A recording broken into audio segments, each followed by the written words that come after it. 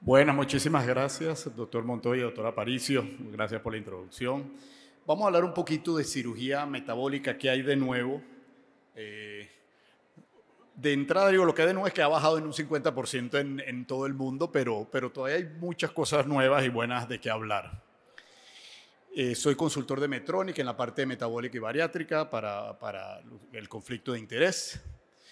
La cirugía bariátrica se definió recientemente como una cirugía para no solo disminuir de peso y el índice de masa corporal, y a la vez su mejor control y remisión de las enfermedades metabólicas. ¿Por qué esto es importante? Una vez que se cambia la definición de ser solo una cirugía a perder peso a incluir la parte metabólica, agarra, digamos, otras indicaciones para las cuales no, a pesar de que nosotros sabíamos los beneficios, no había sido designada. Es por esto que desde el 2009, después de que usamos ese término de cirugía metabólica, la American Diabetes Association, ADA, recomienda la cirugía como parte del armamento contra la diabetes al paciente diabético con cobre por control. Y sabemos que la remisión en estos casos es de casi o más del 80%, depende de los estudios.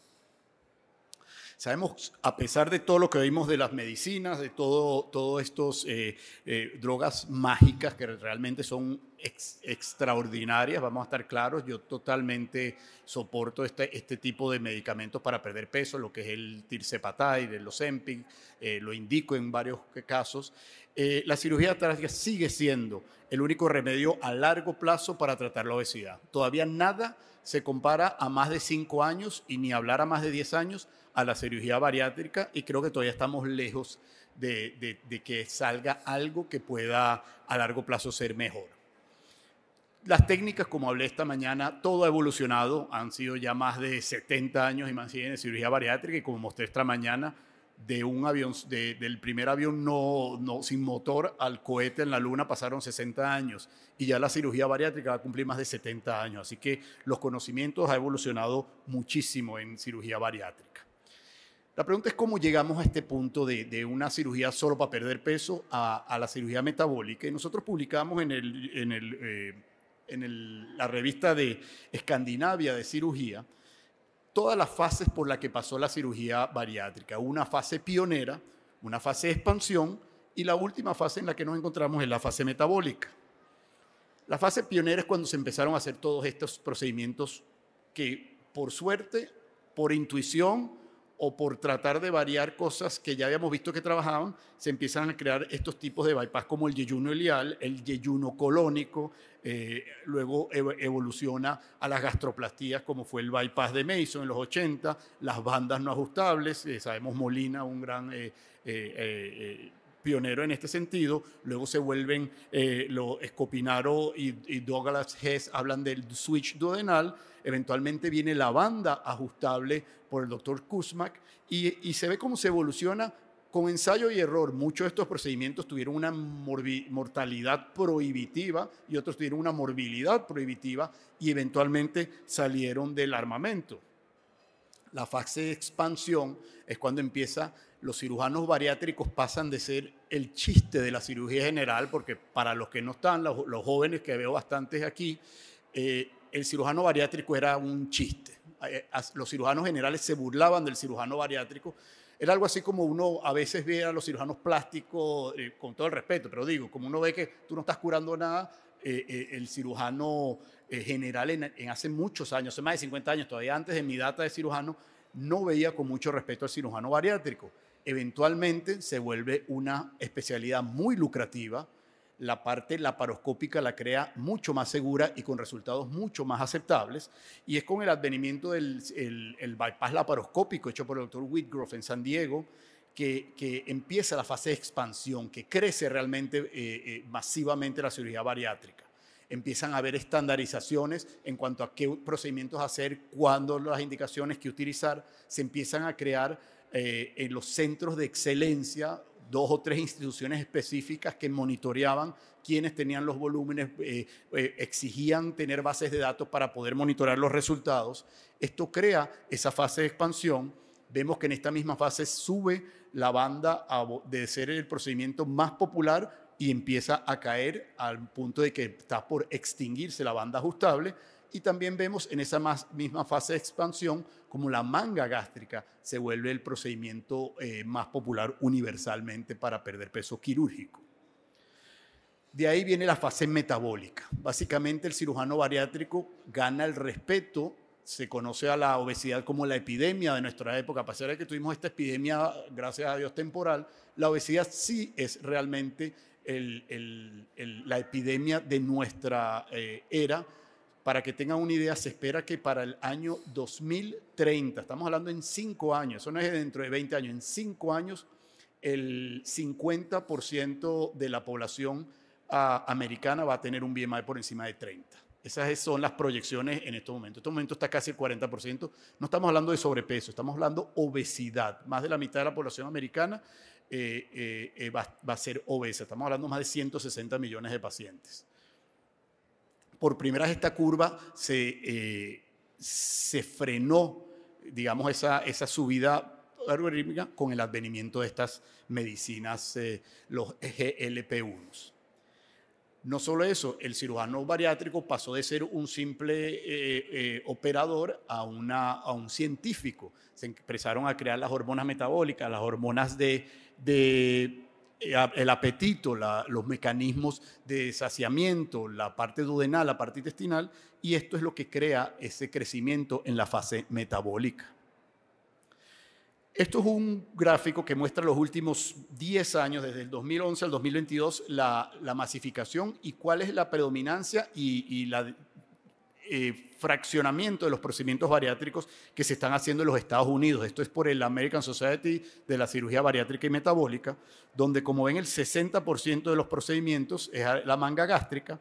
Todavía el bypass tiene bastante popularidad, 22%. Las revisiones de cirugías bariátricas, ya sean elongamiento del bypass, ya sea de manga a bypass, cualquier tipo de revisión, se han vuelto el 11% y se mantiene como el área de más crecimiento. Y es importante notar que otros procedimientos no llegan ni al 9%. Aquí estamos hablando todos, con todo lo que uno oye del SADI, de todo el mundo que oye del bypass de una anastomosis, con todo esto. Estas cirugías no representan ni el 3% de las cirugías que se han hecho en los Estados Unidos en los últimos 10 años.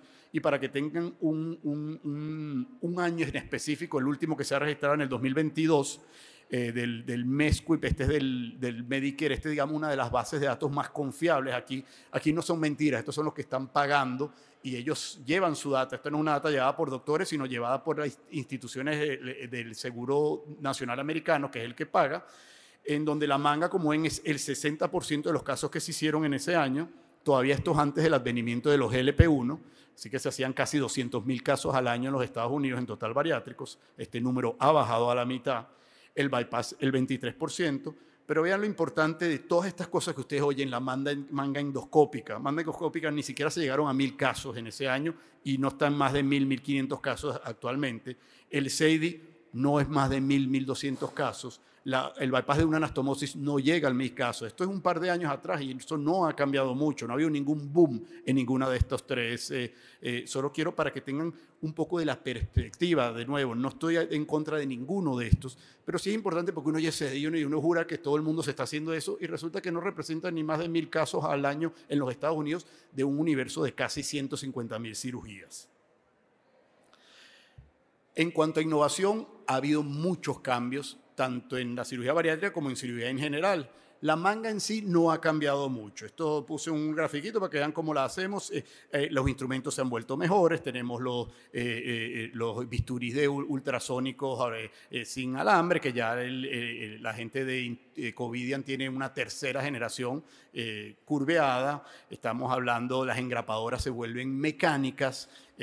Con poder, tanto Ethicon como Johnson & Johnson o Medtronic tienen engrapadoras con motorizadas que hacen los engrapados más eficientes, con menos movimientos involuntarios, pero el principio de la manga gástrica, como se creó en el 2004, ahora el 2024, 20 años después, como cirugía se ha mantenido muy similar, se ha reducido mucho más el tamaño, la bujía que se usa de calibración se considera que en menos de 40 hay mayor pérdida de peso, menor de 38 hay mucho más riesgo de estenosis, y el sobresuturado ha ido variando el reforzamiento de la línea de engrapado ha ido variando de ser un tercio de todos los pacientes a ser más de 3/4 de sobresuturado. Se está usando mucho más que los reforzamientos que se usaban antes de las compañías para tratar de reducir costos, y el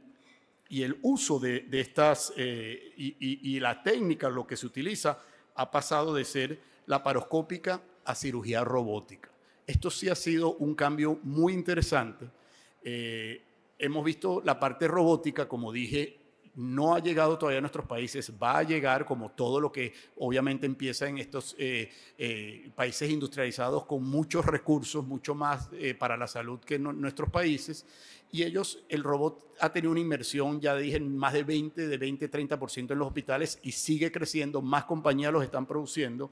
El robot sin duda ofrece una mejor visualización, hace al cirujano mediocre mejor, hace al cirujano mejor un gran cirujano, y el cirujano que no sabe lo ayuda a saber un poco. Es una herramienta bastante útil que a fin de cuentas todo esto es en beneficio del paciente. No estoy para nada en contra del robot, yo lo utilizo pero solo en hernias, no lo uso en cirugía bariátrica. Para que tengan una idea, en el sistema de la Cleveland Clinic, estamos hablando de Ohio, estamos hablando de Florida, solo en Florida somos más de 9 hospitales, en la Cleveland Clinic en Ohio son como 14 hospitales, hay solo 3 cirujanos que no usan el robot para hacer bariátrica. Perdón, hay solo 2 porque ya uno se fue para California.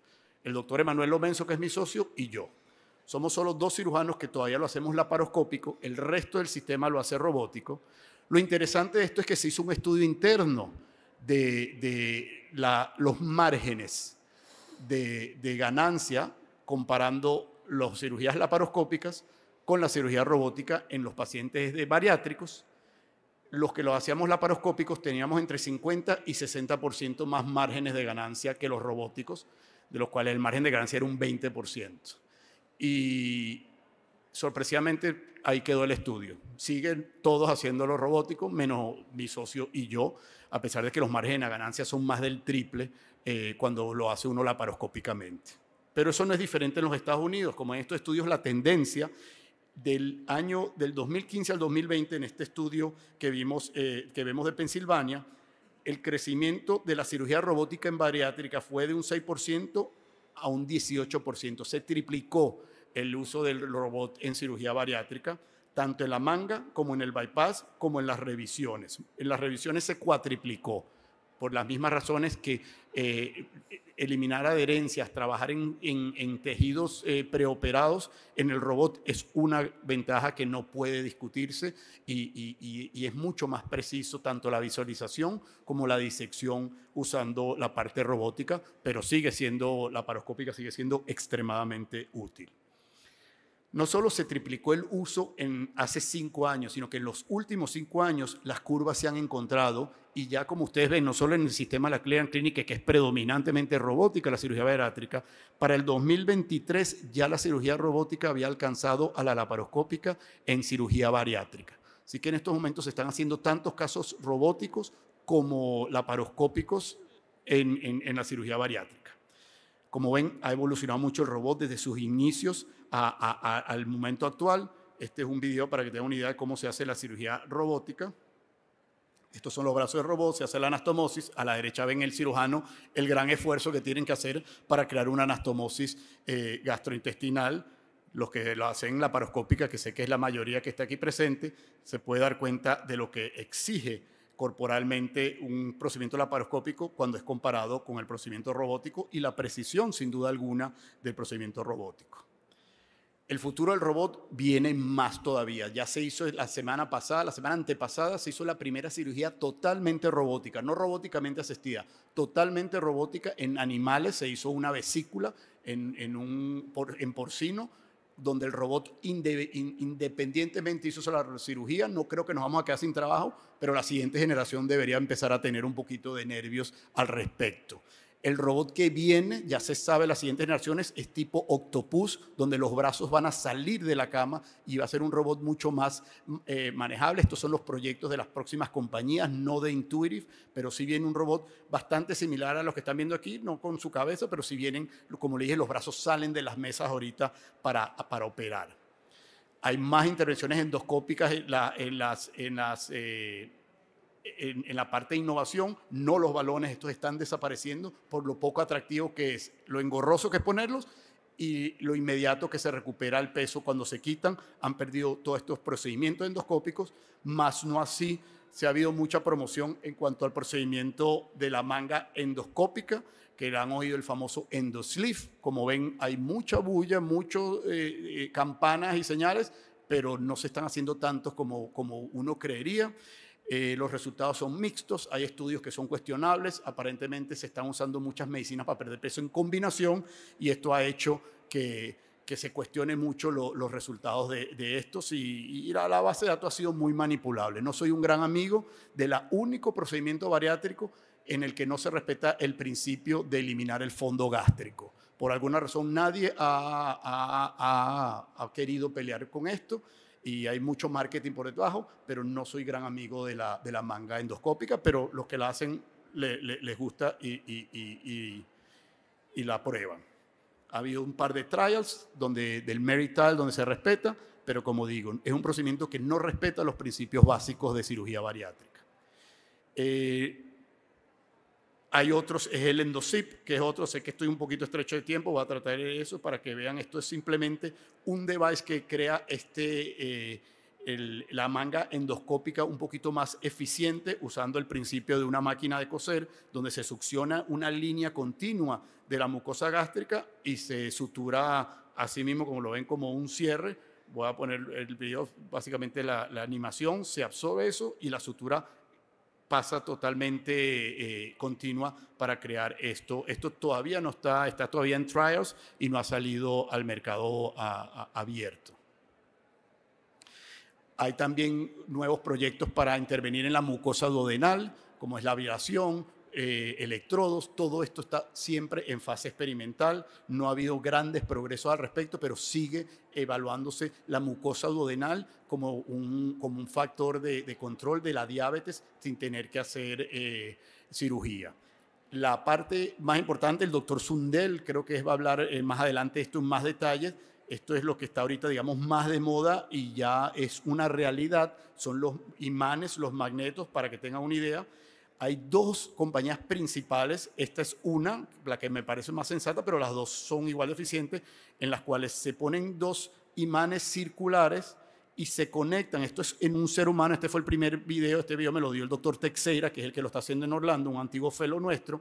Este es el primer caso en humanos donde, como ven, se crean los dos probes de imanes, a través de endoscopia se dirige uno, se pone uno en el estómago, otro en el intestino y se conectan ambos, creando la anastomosis hecha sin ningún tipo de sutura, solo a imanes.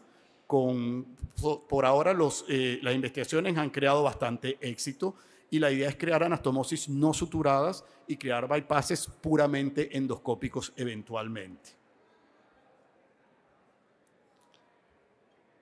Las ablaciones, como dije, de la mucosa son importantes, pero nada prometedor ni comparable a todo lo que hay a pesar de ellos. Y por último, la farmacoterapia ha sido la gran, digamos, innovación en la cirugía metabólica. En estos momentos tenemos dos principales, el Ozempic, o mejor dicho, los semaglutides contra los tirzepatides. Tirzepatides han mostrado que es 30% mejor que los semaglutides en la pérdida de peso. Combinan GLP-1 con GIP, pero ambos han sido muy eficientes. Como dije, la cirugía no solo en los Estados Unidos, no solo en nuestra práctica, pero universalmente, y me imagino que aquí no es diferente, ha caído en más del 50% del volumen. Va a habido un pequeño receso y pareciera que va a volver a subir un poco, pero los resultados a largo plazo todavía, estas medicinas no han comparado bien en el sentido de que no se sabe efectos a largo plazo, son bastante caras todavía, no hay acceso masivo a ellas y en el momento que se dejan de tomar el rebote de más de 80% en menos de 6 meses ya está comprobado. Así que esto es, digamos, el primer estudio que hizo de la eficacia en revisiones. Yo lo uso muchísimo en mis revisiones gástricas. Si la manga endoscópica lo puedo usar, pues yo también lo puedo usar. Si vamos a hacer trampa, la vamos a hacer todos. Yo hago mis revisiones, mis elongaciones, hago mis conversiones y como todos sabemos, una segunda cirugía de obesidad nunca va a ser tan eficiente como la primera. Yo utilizo esto como un equalizer y se las pongo a mis pacientes a los 2 meses de la cirugía. Los que puedan a tener acceso a estos tratamientos, los uso. Si no, utilizo unas generaciones menores, pero como el Quizimia, otras drogas, pero sí los pongo en medicinas para perder peso y me han resultado excelentes y casi comparables a una cirugía primaria bariátrica. Muchísimas gracias.